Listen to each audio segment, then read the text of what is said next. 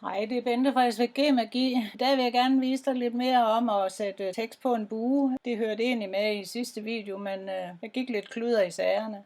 Men du får det nu. Når du starter Canvas Workspace, så kommer du ind i den her projektside, og den lukker jeg lige. Så kommer jeg ind på mit skrivebord her med min måtte på.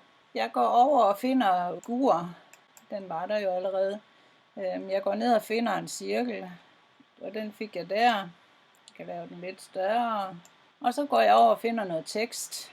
Jeg kan skrive hurra, hurra. Og så når jeg trykker på Enter, så kommer den med den skrifttype, jeg har valgt som min standard skrifttype.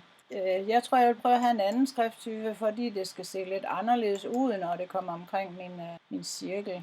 Nu står det på en lidt anden måde. Afstanden er fin nok. Jeg tror, det passer meget godt. Så klikker jeg udenfor, sådan at der ikke er nogen markering på. Så klikker jeg op i venstre hjørne, holder musetasten nede og trækker en markering over begge dele. Og så går jeg ind i Edit. Og så vil du se, at nu kom der lys i den her T. Og det betyder fit to path, altså pas til mønstret. Når jeg klikker på den, så ryger mønstret ned omkring cirklen.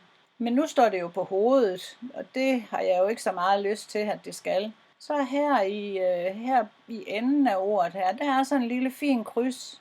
Og hvis du klikker musen på det, og holder musetasten nede og trækker, så kommer du op og står på højkant her, ligesom som man gerne vil have, så vi kan læse, hvad der står. Nu står der hurra, hurra på en cirkel. Så kan jeg convert to shape, men jeg kan også vælge at markere ordet, og så sige duplikere.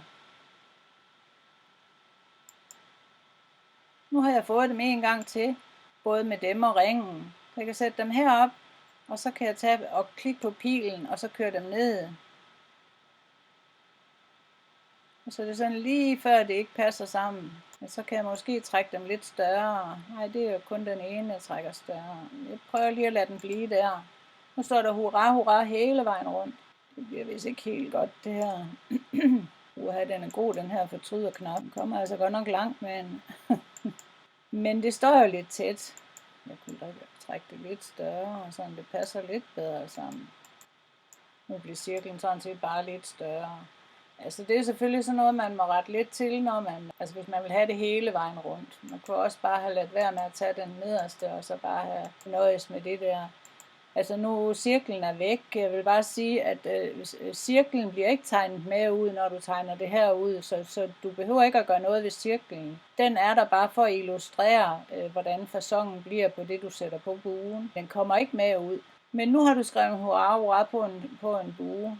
Og det kan du selvfølgelig forme ved at markere det, og så kan du forme det. Når man klikker på Convert to Shapes, så laver den der halvcirkel, fordi det er fra den ene ende af ordet til den anden ende, altså det er der, hvor det slutter. Det passer med det halve af cirklen. Og så kan du selvfølgelig med håndtagene her rykke det større eller bredere, eller hvad du nu lige har lyst til, det skal være. Og prikken der i midten, det er bare midten af ordet. Den kan du bruge til at styre efter. Det er lige nøjagtigt midten af ordet, prikken der. Så den kan du bruge til at styre efter, for at få buen til at stå rigtigt. Men man kan jo gøre meget med det. Og så kan man jo så også igen vende det rundt med det lille håndtag her. Men det er lidt hyggeligt at kan sætte det på en bue, hvis man har lyst til det. Så det var det, jeg lige havde at vise dig i dag. Tak for i dag. Tak fordi du kiggede med.